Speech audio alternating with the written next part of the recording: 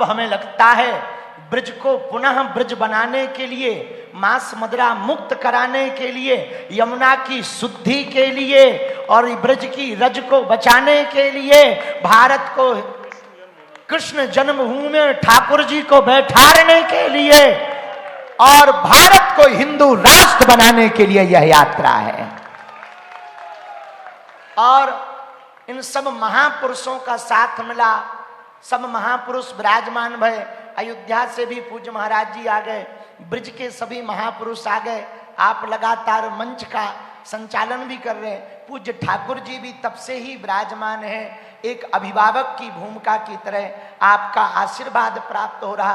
पूज्य श्री गिरीशानंद जी महाराज जी भी, उनका भी आशीर्वाद द्वितीय बार हमको प्राप्त हो रहा।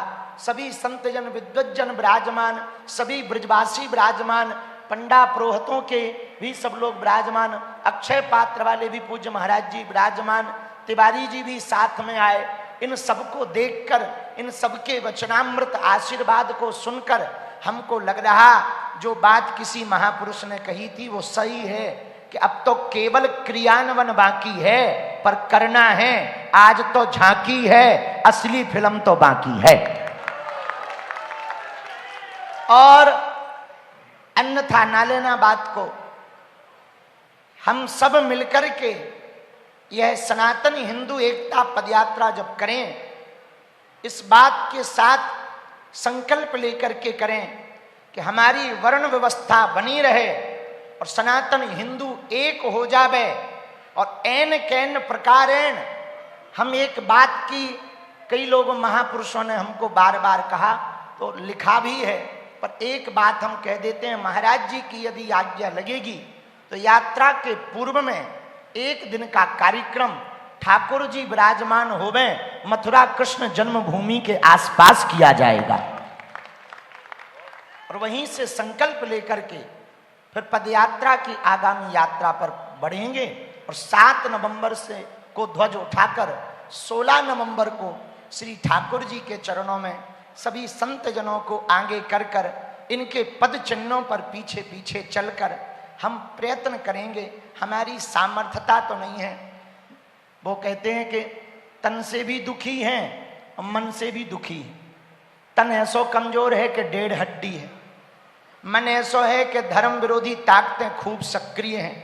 फिर भी इन संतों का आशीर्वाद अब मिल गया तो ये तय है कि तन भी हष्टपुष्ट रहना है और मन भी हष्टपुष्ट होना है। क्योंकि महापुरुष जब आशीर्वाद देते हैं तो बाहर की परिस्थिति तो सुधरती है, मन स्थिति भी सुधरती है। तो इन महापुरुषों का, ब्रजवासियों का, आज जो ब्रजवासियों का प्रेम देखा, उन ब्रजवासियों का आशीर्वाद मिला। मान मंदिर वाले पूज्य महाराज जी के यहाँ से भी उपस्थित हुए, श्री विनोद बाबा के यहाँ से भी पूज्य श्री पंडित बाबा उपस्थित हुए और पूज्य श्री पूज्य श्री कार्षणी पीठ वाले रमण रेती वाले पूज्य महाराज जी ने भी आशीर्वाद दास को भेजा। और हमको बरसाने वाले पूज्य श्री विनोद बाबा जी ने तो पूज्य पंडित बाबा जी के द्वारा संदेशा कहा कि वैसे तो हम कहीं जाते नहीं हैं पर पदयात्रा में जरूर आएंगे। भैया, इससे लग रहा है कि निश्चित रूप से यह पदयात्रा निर्विघ्न संपन्न होनी ही होनी है। लेकिन अभी भी हम लोगों को चुप नहीं बैठना है, क्योंकि लगातार आक्रांता, जैसा कि महंत राजूदास जी ने बताया था, वो पीछे लगे हुए हमारी वेद परंपरा को मिटाना चाह रहे, रामचरितमानस को जलाते हैं, गौ माता को लगातार काटा जा रहा है, गौवंश सड़क पर विचरण कर रहा है। भारत का दुर्भाग्य देखो, हम जिसे माता कहते हैं वो गौवंश हमारी सड़क पर है, जिसे हम माँ कह करके पुकारते हैं। और पूज्य मलुकपीठ वाले महाराज जी ने एक बात कही थी, हमको हृदय में बैठी हुई वो बात है। बोले सुनो, भारत को यदि हिंदू राष्ट्र बनाना है तो गौ माता को पहले राष्ट्र माता बनाना पड़ेगा। गाय माता यदि राष्ट्र माता बनेगी तो भारत हिंदू राष्ट्र बनेगा। और दूसरी बात भी पूज्य मलुकपीठ वाले महाराज जी ने बहुत पहले कही थी, वो भी बड़ी अभूतपूर्व। बोले सुनो, कोई ब्रजवासी यदि आपको स्वीकार कर ले तो ये समझना साक्षात ठाकुर जी ने आपको स्वीकार कर लिया है। और आज सभी ब्रजवासियों का जब हमें आशीर्वाद मिला, समस्त ब्रजवासियों की कृपा मिली, तो हमको लग रहा कि ठाकुर जी ने तो स्वीकार किया भी है, उनके जो अष्ट सखा हैं उनने भी हमें स्वीकार कर लिया होगा, और बरसाने वाली ने भी हमें स्वीकार कर लिया होगा, क्योंकि विनोद बाबा के यहाँ से भी आशीर्वाद मिल गया। तो अब हमें लगता है संपूर्ण ब्रजवासियों ने हम पर कृपा कर दी होगी। बची खुची हम पांव पकड़ के कृपा ले ले भी। बरसाने वाली ने वर्षा भी करवा दी, तो जल वृष्टि भी हो गई, तो इससे निश्चित होगा कि यज्ञ कोई होवे और जल बरस जाए तो सफल है। आज संतों की सभा हुई तो यज्ञ हुई और जल बरस गया, मतलब सभा सफल है। हारे हारे। इसके आगे आज के जो बिंदु हैं, वो जो भी बिंदु लिखवाए गए हैं, पूज्य महाराज जी से हम बाद में निवेदन करेंगे। जो महाराज जी संत लोग ब्रजवासी हमें आज्ञा देंगे, उसी मार्ग पर हम आगे बढ़ेंगे और उसी मार्ग पर चल करके 7 नवंबर से 16 नवंबर तक की यह पदयात्रा करेंगे। रुकेंगे नहीं जब तक मथुरा में ठाकुर जी नहीं बैठ जाएंगे, यमुना जी निर्मल नहीं हो जाएंगी, गौ माता राष्ट्र माता नहीं हो जाएगी और भारत हिंदू राष्ट्र नहीं हो जाएगा, सामाजिक समरसता नहीं हो जाएगी, हिंदू हिंदू भाई भाई नहीं हो जाएगा, तब तक हम चलते रहेंगे चरे बेती कि यदि कुछ लोग शकुनी का काम कर रहे हैं आपस में लड़ाने का, तो ऐसे लोगों के भड़कावे में ना आए और प्रेम से एकजुट होकर सनातन की सेवा और रक्षा करें। दुनिया तो बैठी ही है आपस में लड़ाने के लिए, हम लड़ने को तैयार हैं तो लोगों को लड़ाने में क्या नुकसान है। यदि हम आपस में लड़ बैठेंगे तो देश को कौन संभालेगा। कोई भी बाहर वाला अपने घर से हमें निकालेगा। दीवानों जरा होश करो, मेरे देश प्रेमियों आपस में प्रेम करो, देश प्रेमियों। ये दास ने पूज्य महाराज जी से कहा, पूछा कि यात्रा में जो सम्मिलित होंगे उनके भोजन की क्या व्यवस्था है। तो पूज्य आचार्य जी ने कहा कि 1 दिन की व्यवस्था है और यात्रा 9 दिन की है, तो 8 दिन की व्यवस्था गौरी गोपाल भगवान की तरफ से रहेगी। भोजन की व्यवस्था सभी यात्री जितने भी भक्तजन वहां सम्मिलित होंगे उस यात्रा में, सभी भक्तों को भोजन की सेवा गौरी गोपाल भगवान की ओर से, यही सनातन की सेवा है। तो ये सेवा ठीक है। तो गौरी गोपाल भगवान अन्नपूर्णा माँ की कृपा, जैसे गौरी गोपाल आश्रम में अखंड भगवान की रसोई चलती है, ऐसे ये रसोई इस यात्रा में भी चलेगी। और हम सब मिलकर के जहां जहां आप हैं, जो आ सकते हैं आए, वरना जहां है वहीं से इस यात्रा में अपना समर्थन दें सब लोग।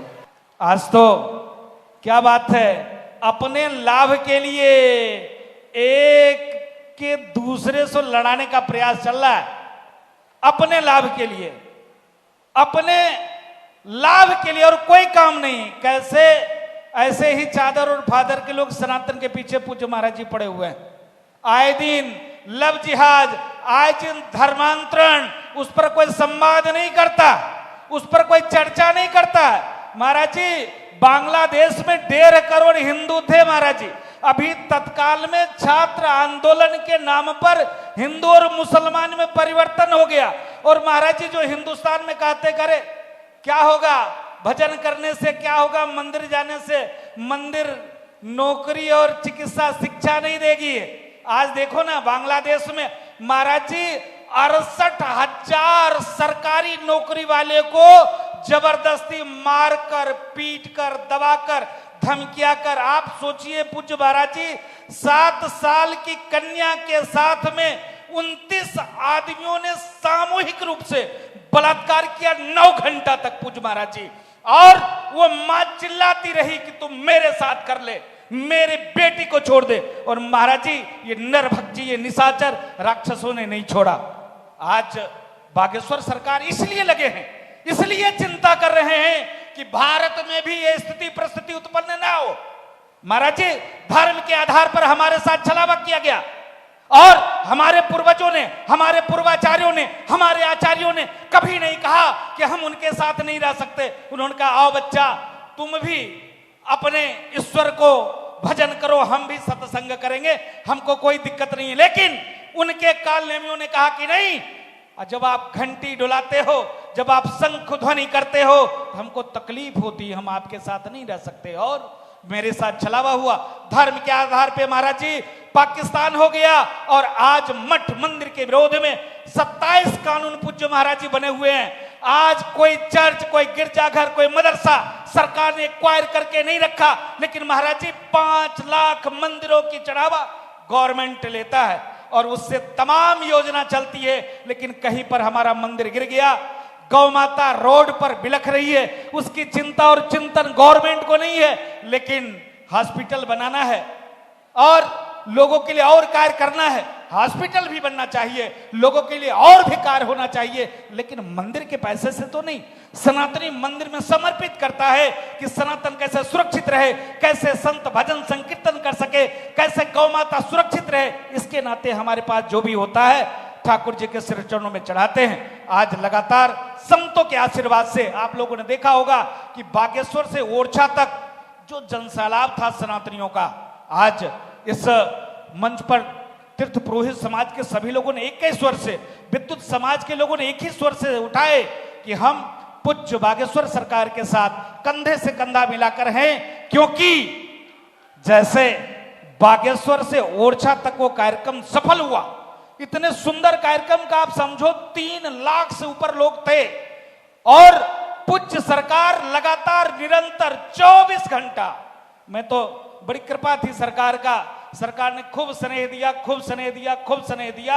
आप समझो निरंतर एक करके, रातों दिन एक करके, कैसे शोषित, कैसे वंचित, कैसे पिछड़े, कोई अपने आप में हीन भाव पैदा ना करे, रोड पर बैठ जाना, सबके साथ भोजन करना, सबको गले लगाना, कि कहीं से भी उनके मन में भाव नहीं। जैसे अभी लगातार देखो धर्म के नाम पर लोगों को लड़ाया जा रहा है, क्या चादर और फादर के लोग कैसे बेवकूफ लोगों को बना रहे हैं, सनातनियों को। तो बागेश्वर की सरकार तो यही तो कह रहे हैं कि जग जाओ, चेत जाओ, सड़ी हुई जातिवादी मानसिकता से दूर हटो, आप जाति पे गर्व करो, अहंकार करो कि हम इस जाति के हैं। लेकिन एक दूसरे से जब आप गाय खाने वाले को भाई बना लेते हो, वो तो अपना भाई, वो तो अपना खून है, अपना वंश है, उससे दूरी क्यों, उसको गले लगाओ। इस भाव के साथ पूज्य बागेश्वर सरकार हिंदू राष्ट्र यात्रा कैसे सफल हो,